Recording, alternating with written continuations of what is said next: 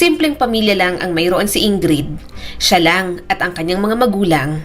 Parehong tendera at tendero ng seafoods sa palengke ang mga magulang niya. Hindi niya masabing mahirap at hindi rin masabing may kaya at mayaman. Sakto lang pero naibibigay naman ng mga ito ang pangangailangan at sapat na yon para kay Ingrid.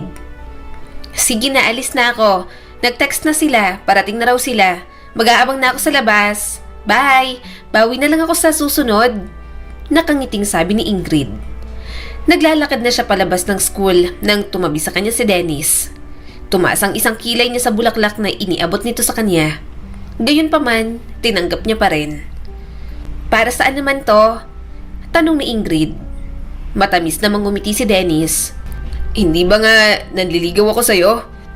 Napabuntong hininga siya. At hindi ba nga nabasted na kita? Ilang beses ko bang sasabihin sa'yong